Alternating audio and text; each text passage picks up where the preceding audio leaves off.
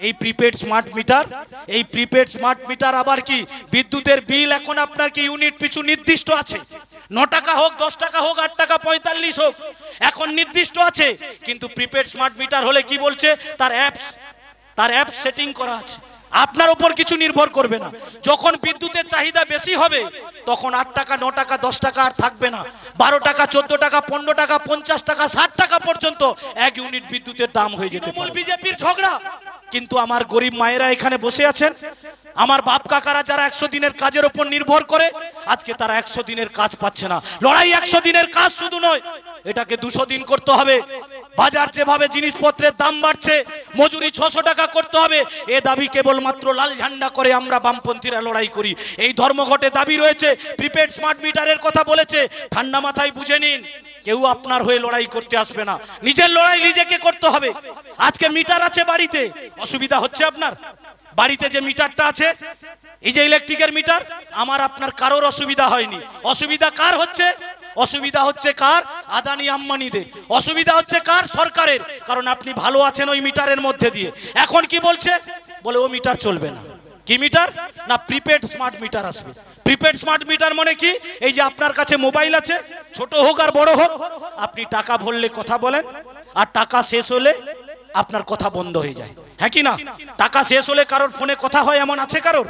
কারণ নেই, কারণ নেই। একইভাবে প্রিপেড স্মার্ট মিটারটা সেরকম। আপনি আগে টাকা ভরবেন, টাকা ভরলে বাড়িতে আপনার বিদ্যুতের আলো জ্বলবে, টাকা যদি শেষ হয় তাহলে আপনার বিদ্যুতের আলো বন্ধ হয়ে যাবে। ছেলেটা পড়ছিল, বাবা টিভি দেখছিল, গরমে আপনি ফ্যানটা উপরে চলছিল, হঠাৎ করে সব বন্ধ। কেন? মোবাইল খুলে দেখেন কি না আপনার আর টাকা নেই। আগে কি হতো, এখন যে আছেন, এখন যদি আপনি টাকা না দিতে পারেন 15 দিন সময় দেয়, এর মধ্যে আপনি বকেয়ার ঋণটা শোধ করে দিন, তাহলে আপনার বিদ্যুৎ কানেকশনটা যেরকম আছে সেরকম চলবে। এতে 15 দিন তো দূরের ব্যাপার, 15 সেকেন্ডও সময় পাবেন না, আপনার বাড়ির আলো ফ্যান লাইট সব বন্ধ হয়ে যাবে। এবং শুধু এটা নয়, এই প্রিপেড স্মার্ট মিটার, এই প্রিপেড স্মার্ট মিটার আবার কি বিদ্যুতের বিল এখন আপনার কি ইউনিট পিছু নির্দিষ্ট আছে, 9 টাকা হোক 10 টাকা হোক 8 টাকা 45 হোক, এখন নির্দিষ্ট আছে। কিন্তু প্রিপেড স্মার্ট মিটার হলে কি বলছে, তার অ্যাপ সেটিং করা আছে, আপনার উপর কিছু নির্ভর করবে না। যখন বিদ্যুতের চাহিদা বেশি হবে তখন 8 টাকা 9 টাকা 10 টাকা আর থাকবে না, 12 টাকা 14 টাকা 15 টাকা 50 টাকা 60 টাকা পর্যন্ত 1 ইউনিট বিদ্যুতের দাম হয়ে যেতে পারে। এটাতে কার সুবিধা হবে গো? কার সুবিধা হবে? এটাতে কেবলমাত্র বড় লোক যারা আদানি আম্বানি তাদের সুবিধা হবে, আমার আপনার কোনো সুবিধা হবে না। আজকে কি বলছে, কানেকশন যদি আপনার ডিসকানেক্ট হয়, পুনরায় যদি আপনি কানেকশন জুড়তে চান, পুনরায় আপনাকে আবার টাকা দিতে হবে। এই প্রিপেড স্মার্ট মিটার, এর বিরুদ্ধে এই ধর্মঘট আমরা ডেকেছি। এই ধর্মঘটে বিভিন্ন দাবির জন্য আমরা সর্বস্তরের মানুষকে ঐক্যবদ্ধ করে নিয়ে এই ধর্মঘটের মধ্যে সামিল হতে চাইছি। আমরা আবেদন জানাতে চাইছি আপনাদের কাছে। কেন আমরা ধর্মঘট পিছালাম? দেশে একটা উদ্ভূত পরিস্থিতি তৈরি হয়েছে। একদিকে উগ্র জাতীয়তাবাদের নাম করে মানুষে মানুষে একটা বিভাজন তৈরি করবার চেষ্টা হচ্ছে, আর অপরদিকে সাম্প্রদায়িকতার বীজ বপন করে আমার আপনার মধ্যে দূরত্ব তৈরি করে দেওয়া হচ্ছে। আর সেটাকে কাজে লাগিয়ে পুঁজিপতি শিল্পপতিরা তারা আমার দেশের একটার পর একটা লাভদায়ক রাষ্ট্রায়ত্ত সংস্থা, আমার দেশের ব্যাংক, আমার দেশের বিমা, আমার দেশের IOC, ONGC, BPCL, rail, platform, বিমানবন্দর, জাহাজ বন্দর থেকে শুরু করে আপনি যে তিলে তিলে টাকা জমা করেছেন এলআইসি, সবটাকেই ওরা আজকে বিদেশিদের কাছে বিচে দিতে চাইছে, বেসরকারীকরণ করে দিতে চাইছে।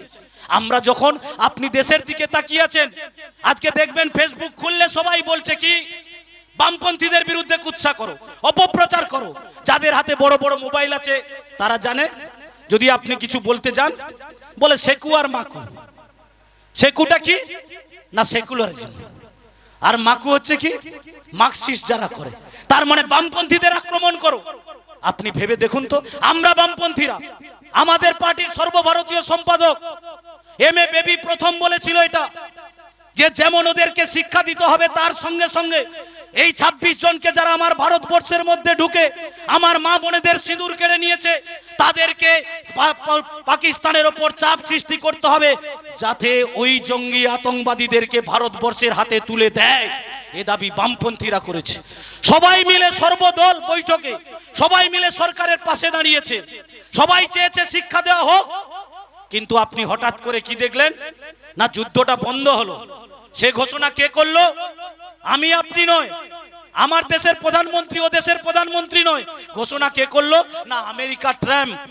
যে আমেরিকা ট্রাম্প সেখানে যখন লড়াই করেছিল, আমার মোদি ভাই এখান থেকে গিয়ে যেমন ভারতবর্ষে দাঁড়িয়ে বলেছিল কি আপকি বার মোদি সরকার, সেরকম ভাবে আমেরিকায় গিয়ে কি বলছিল আপকি বার ট্রাম্প কি সরকার। সেই ট্রাম্পের সরকার যিনি এনেছিলেন, উনি এখন আমার ভারতবর্ষের সার্বভৌমত্বের ওপর দখল দিতে চাইছে।